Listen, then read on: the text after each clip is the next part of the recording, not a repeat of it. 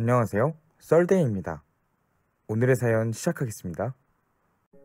안녕하세요. 결혼 2달 차 새댁입니다. 코로나로 결혼식이 미뤄져 원래 예정되어 있었던 날짜에 혼인신고만 하고 신혼집으로 들어와 살고 있어요. 제목처럼 어머님이 저희 신혼집에서 환갑잔치를 하시잖아요. 남편의 외삼촌 내외와 사촌동생, 이모들, 그리고 신우와 신우의 약혼남까지도 온다 합니다.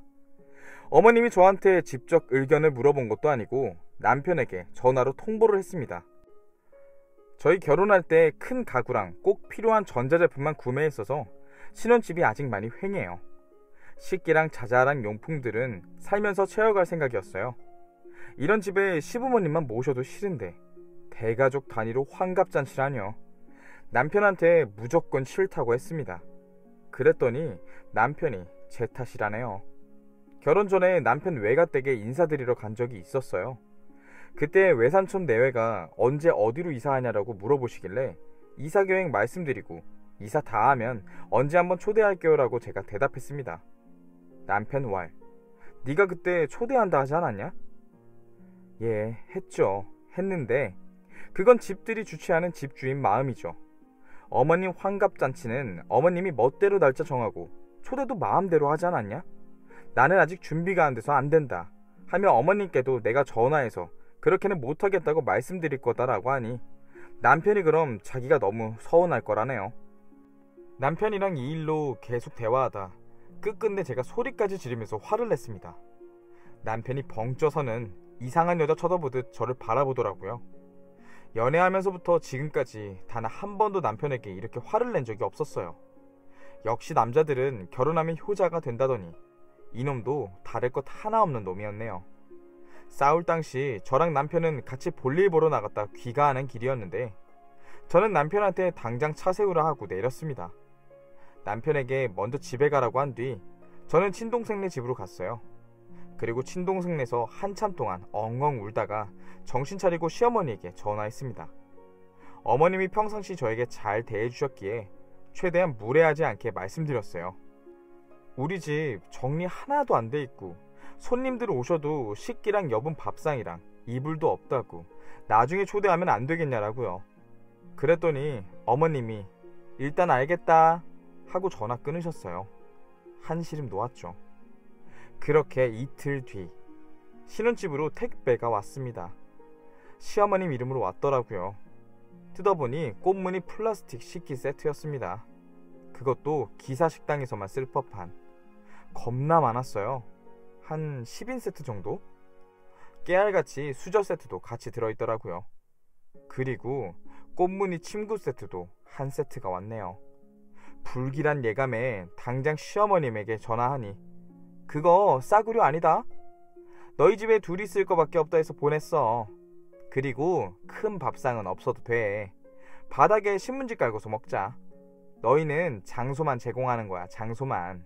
부담 가지지 마 라고 하십니다. 하시는 말씀들이 너무 어이가 없어서 일단 전화를 끊었습니다.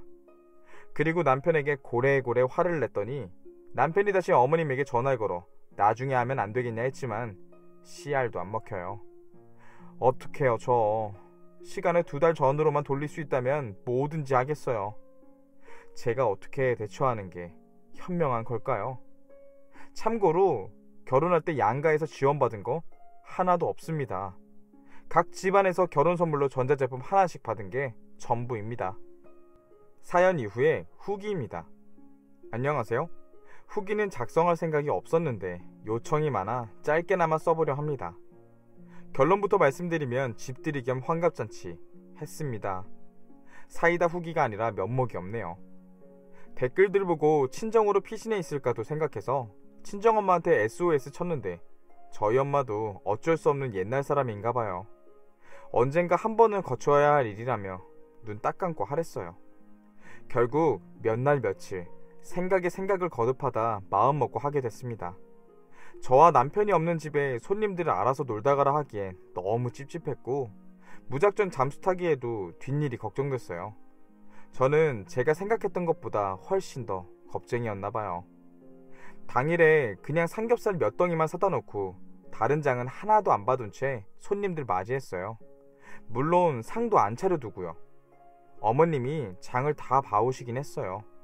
그리고 환갑상도 어머님과 외숙모분이 거의 다 차리셨어요. 저는 요리 1도 모르는 요리 무식자인 척하며 주방 도구가 어디 있는지 알려드리고 구경만 했죠. 정말 바닥에 신문지 깔아드리고 어머님이 보내주신 꽃무늬 그릇들 꺼내 해결했습니다. 저녁 식사 뒤처리는 다행히도 집이 식기세척기가 있어 쉽게 했어요. 저녁 식사가 밤늦게 끝난 후에도 손님들 모두 잘 생각을 안 하셔서 저는 그냥 먼저 자러 들어가겠다 하고 방으로 쏙 들어와 쉬었습니다. 아침 식사는 제가 그래도 남편 낳아준 어른인데 미역국 정도는 끓여드리자 싶어 미역국 끓였고, 나머지 반찬들은 퇴근하고 온 남편한테 만들라고 해서 대충 먹었어요. 아침 식사 뒤처리도 대부분 남편이 했습니다. 아무튼 저희 집에서 그렇게 한바탕 하시고는 인근의 식당까지 빌려 잔치 한번 더 하고 가셨어요. 어머님께는 내려가실 때 확실히 말씀드렸어요. 이제 저랑 의논하지 않고 마음대로 신혼집을 약속 장소로 잡지 마시라고요. 만약 또 이런 일이 있다면 저는 이혼도 마다하지 않으려 해요. 한 번으로도 충분하니까요. 다들 조언해 주셔서 너무너무 감사합니다. 비록 고구마 후기지만 현실과 감정이 타협한 내적 싸움의 결과랍니다. 아, 그리고 또 웃긴 에피소드가 하나 있어 덧붙일게요. 제가 집들이 선물을 뭘 받은 줄 아세요? 파리바게뜨 빵 몇 개와 참치 통조림 몇 개입니다. 게다가 선물 세트로 나온 통조림이 아니고 마트 비닐봉지에 담긴 통조림 낱개요. 환갑상 아무것도 준비 안 하길 천만다행입니다. 계산적인 걸 떠나서 시댁과 시외가의 정이 뚝뚝 떨어지네요. 이렇게 본 사연 다 읽어드렸는데요. 구독자분들께서는 어떻게 들으셨을까요? 사연자분의 깊은 내적 감정이 느껴지는 사연이었습니다. 졸지에 잔치 준비하시느라 고생 많으셨고요.